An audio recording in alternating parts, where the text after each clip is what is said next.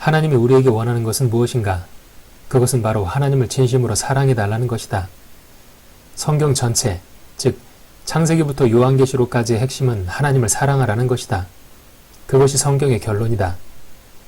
그럼 하나님을 사랑한다는 건 무엇을 어떻게 하는 것일까? 누군가를 사랑할 때의 행동을 떠올려보자. 사랑한다고 말하며 저 하늘의 별도 달도 가져다 주겠다고 한다. 사랑하는 상대를 위해서라면 불가능한 일도 기꺼이 하겠다는 것이다. 하나님을 사랑한다는 건 나에게 무엇을 원하시던 기꺼이 순종하는 것이다. 그것이 하나님을 사랑하는 사람의 행동이다. 그럼 하나님이 나에게 하시는 말씀을 어떻게 할 수 있을까? 하나님이 나에게 하시는 말씀을 이해할 수 있어야 순종할 수 있다. 하나님은 우리에게 자신의 생각을 직접 말씀하시고 우리가 하나님의 뜻에 순종하길 원하신다.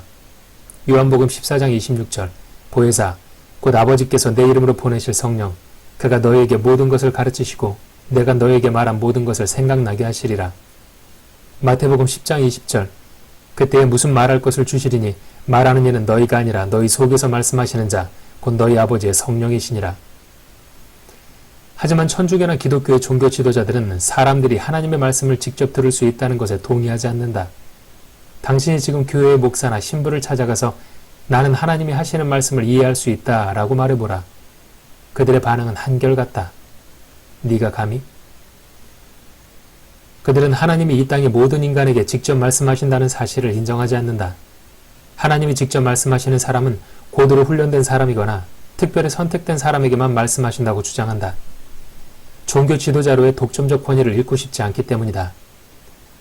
이렇게 종교 지도자들이 하나님과 사람과의 관계를 회방하는 짓을 예수님은 마가복음 12장 포도농장을 약탈하는 농부의 비유를 통해 말씀해 놓으셨다. 종교 지도자들은 모든 사람들이 하나님의 말씀을 직접 들어야 한다는 사실을 필사적으로 저지한다. 검증된 사람에 의해 성경을 통해서만 하나님의 뜻을 해석해야 한다고 주장한다. 그러나 그것은 하나님께서 원하시는 것이 아니다. 하나님은 지금 이 순간 당신께서 무슨 생각을 하고 있는지 모든 인간이 정확히 알길 원하신다. 그리고 그 뜻에 순종하길 원하신다. 그것이 바로 하나님을 진심으로 사랑하는 자의 행동이고 하나님의 자녀인 것이다. 종교 장사꾼들에게 속지 말라. 그들은 당신이 하나님과 직접 대화하는 것을 싫어한다. 하나님이 하시는 말씀을 이해하지 못하는 어리석은 자로 살아가길 원한다. 의도하였든 의도하지 않았든 그들은 하나님의 뜻을 왜곡했고 잘못 가르쳤다. 우리가 하나님의 백성으로 머물러 있길 원한다. 백성은 아버지가 하시는 말씀을 이해하지 못한다. 이해하지 못하니 순종도 할 수 없다. 그러나 하나님의 자녀는 하나님이 하시는 말씀을 정확히 이해하고 순종한다. 예수님이 그렇게 하셨던 것처럼.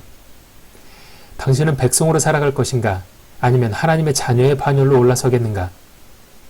지금 이 순간부터 하나님이 당신에게 하시는 말씀을 이해하고 순종하는 자녀가 되는 것에 당신의 모든 것을 걸어라. 하나님의 백성이 머물러 있다면 당신은 별 볼 일 없는 인생을 살게 될 것이다. 자녀가 될 것인가? 백성이 될 것인가?